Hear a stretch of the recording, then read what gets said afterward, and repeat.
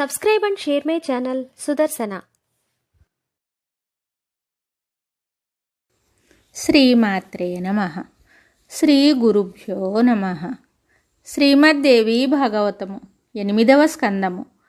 అతల వితల సుతల తలాతల మహాతల రసాతల పాతాళ వర్ణన. ఇట్టి ఆలోచనలతో సుసంపన్నుడు పరమ ఆదరణీయుడు అగు ఆ దానవేంద్రుడు ఇప్పుడు కూడా సుతలలోకమునందే విరాజమానుడై ఉన్నాడు.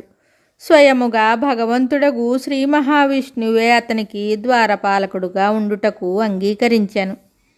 ఒకానొక నాటి విషయము.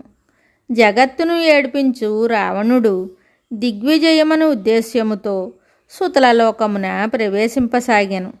ఇంతలో భక్తులను అనుగ్రహించు భగవంతుడగు శ్రీహరి తన కాలి బొట్టన వ్రేలితో ఒక్క తోపు తొయ్యగా అతడు 10,000 యోజనముల దూరమున పడిపోయెను. బలి అట్టి దివ్య ఉదార పురుషుడు. సమస్త సుఖములను అనుభవింప అవకాశం అతనికి లభించి ఉండెను. దేవాధిదేవుడు భగవంతుడగు శ్రీహరి కృపతో అతడు సుతలలోకమునకు ప్రభువై విరాజిల్లుచున్నాడు.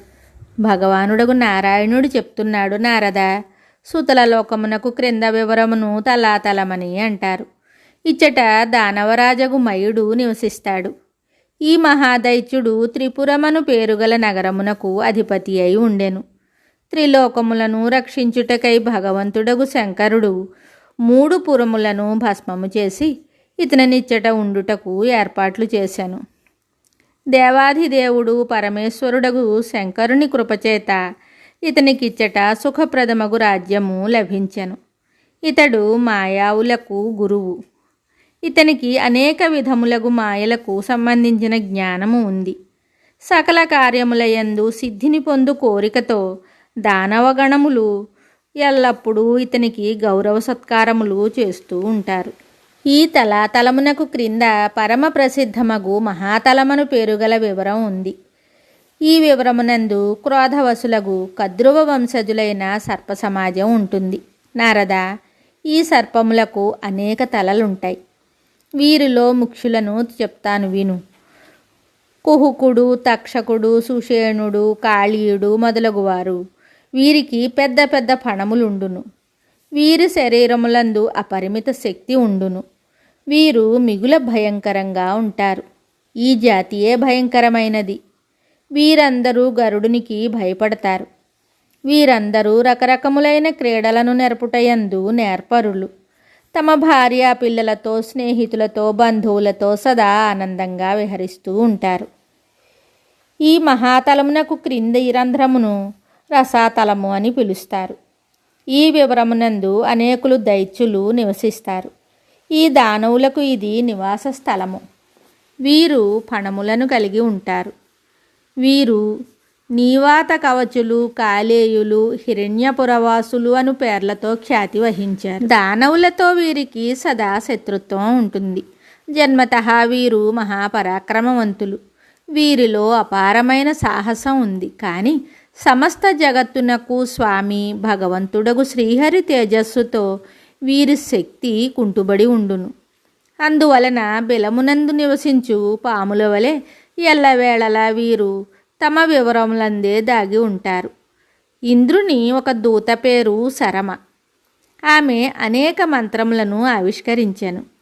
ఆ మంత్రముల ప్రభావమున అనేక మంది అసురులు మహా దుఃఖమును అనుభవించి ఉన్నారు. ఈ విషయములను జ్ఞాపకం చేసుకుంటూ వీరు సదా భీతులై ఉంటారు. నారద, ఈ రసాతలము క్రింద పాతాళలోకము కలదు. ఇచ్చట నాగలోకాధిపతియు అనేక సర్పములు నివసించును. వీరిలో వాసుకి అతి ముఖ్యుడు. వారిలో ప్రముఖులు శంఖుడు, కులికుడు, శ్వేతుడు, ధనంజయుడు, మహాశంఖుడు, ధృతరాష్ట్రుడు, శంఖచూడుడు, కంబలుడు, అశ్వతరుడు, దేవదత్తుడు అనువాళ్ళు. వీరు పెద్ద పెద్ద పడగలు కలవారు. వీరు మహాక్రోధ స్వభావులు, నిలువెల్లా విషము గలవారు. వీరిలో చాలామంది 5, 7, 10, 100, 1000 తలలచే సుశోభితులు. వీరి తలలయందలి మణులు మిగుల ప్రకాశవంతములు. దేవర్షి, ఈ సర్పములు తమ మణులతో తేజస్సుతో పాతాళలోకమునందలి అంధకారమును దూరమొనరిస్తూ ఉంటారు. కోపముతో వారి శరీరములు ఎప్పుడునూ మండిపోతూ ఉంటాయి. నారద, ఈ పాతాళమునకు క్రింద 3000 యోజనముల దూరమున భగవంతుడగు శ్రీహరి యొక్క ఒక తామసకళ విరాజమానమై ఉండును. సమస్త దేవతల చేత పూజింపబడు ఈ కళ పేరు అనంతము. అభిమానమునకు లక్షణము అహంకారము. దృశ్యముల కలయికను సంకర్షణమంటారు. అనంతుడు అనంతమూర్తి, ఆదిశేషుడు. ఇతడు సహస్ర తలలతో శోభిల్లుచుండును. తన 1000 తలల మీద ఈ భూమండలము నిలిచి ఉండును. ఇది కమలము వలె విరాజిల్లుచుండును. సమయానుకూలముగా లయకారుడగు రుద్రుని మనస్సులో జగత్సంహార కోరిక పుట్టును. అప్పుడు ఆ స్వామి కనుబొమ్మల నుండి సంకర్షణులను పేరుగల రుద్రులు ప్రకటమవుతారు. 11 రుద్రులతో కూడిన ఒక వ్యూహం ఇది. ఈ రుద్రులు 3 నేత్రములతో దేదీప్యమానులై ఉంటారు. త్రినేత్రులగు వీరు త్రిశూలమును ధరించి నిలబడి ఉంటారు. వీరి శక్తి అనంతము. మహాభూతములను అనగా సకల జగత్తును సంహరించుటయే వీరి ముఖ్య ఉద్దేశ్యము. మునీంద్ర, భగవంతుడగు శేషనాగుని చరణకమలములందలి గోర్లు ఎర్రటి మణులతో పోటీ పడుతూ పరమసుందరములై అలరారుతూ ఉంటాయి. నాగరాజుల అనేకులు ఏకాంత భక్తితో భావితులై ప్రముఖ నాగరాజులతో కూడి భగవంతుడగు శేషుని చరణములకు తలలు వంచి ప్రణమిల్లుతారు. అప్పుడు వారి తలలందలి మణుల కాంతులతో అనంతుని కాలిగోళ్ల కాంతులు కొంగ్రొత్త ఎర్రటి అందాలను సంతరించుకుంటాయి. మణులచే పొదగబడిన కుండలముల కాంతులతో ముఖము, కపోలములు, గండస్థలములు మిక్కిలి ప్రకాశమానములై ప్రతిబింబిస్తూ ఉంటాయి. అచ్చట అనేక నాగరాజుల కుమార్తెలు కూడా ప్రసన్నలై ఉంటారు. సుందరమైన అంగములు వారి శరీర కాంతిని ఇనుమడింపచేస్తూ ఉంటాయి. వారి భుజములు సముచితమైన పొడవు కలిగి ఉంటాయి. ఎత్తుగా సౌందర్యముతో ఒప్పారుచు స్వచ్ఛముగా మనోహరంగా ఉంటారు. మిక్కిలి శోభతో ఇటు అటు తిరుగుతూ ఉంటారు. చందనము, అగరు, కస్తూరి ఆలేపనముల చేత వారి శరీరము పరిమళిస్తూ ఉంటుంది. వారు భగవంతుడగు శేషుని కృపాపూర్ణ దృష్టిని, ఆశీర్వాదమును పొందు అభిలాషతో అక్కడ నివసిస్తారు. భగవంతుడగు అనంతుని హృదయము మిగుల ఉదారమైనది. అతని బలపరాక్రమములు లెక్కింపనలవి కానివి. ఆ ఆదిదేవుడు పరమ తేజస్సంపన్నుడైన అనంతుడు అనంత గుణములతో ప్రకాశించుచుండును.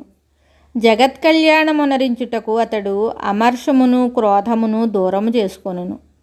అట్టి మహాశక్తికి పరమ ఆశ్రయభూతుడైన భగవంతుడు అచ్చట విరాజమానుడై ఉండును. సకల దేవతలు ఆ స్వామిని ఆరాధించుటయందు సంలగ్నులై ఉంటారు. దేవతల, సిద్ధుల, అసురుల, నాగుల, గంధర్వుల, మానవుల ద్వారా ఆ ప్రభువు నిరంతరము ధ్యానింపబడుచుండును. ఆ స్వామి నేత్రములు ప్రేమ మదోన్మాదములు, ముగ్ధ మనోహరములు, విహ్వలములు. తన అమృతమయమైన వాణిచేత దేవతలను, తన పార్షదులను మిక్కిలి సంతోషింపచేయుటయే ఆయన స్వభావము. ఆ స్వామి కంఠసీమయందు వైజయంతిమాలను ధరించును. ఆ మాల ఎప్పుడునూ వాడదు. నిర్మలమై నూతనమైన తులసీదళములతో సుశోభితమై ఉండును. మదించిన తుమ్మెదల గుంపు తమ మధుర సంగీతములతో దాని శోభను పెంపొందించుచుండును. దేవాధిదేవుడు భగవంతుడగు శేషుడు నీలి వస్త్రములను ధరించును. ఆయన ఒక చెవియందు కుండలమును ధరించును. అత్యంత విశాలమైన ఆ స్వామి భుజములు తేలికయైన మూపుల మీద శోభిల్లుచుండును. భగవంతుడగు శేషుడు ప్రముఖ దైవమని శ్రేష్ఠులైన పురుషులు చెప్తారు. మదించిన ఏనుగు వీపు మీద అంబారీపరిచినట్లు ఇతని మీద స్వర్ణమయమగు పృథివీ శోభిల్లుచుండును. శుభం. Subscribe and share my channel Sudarsana.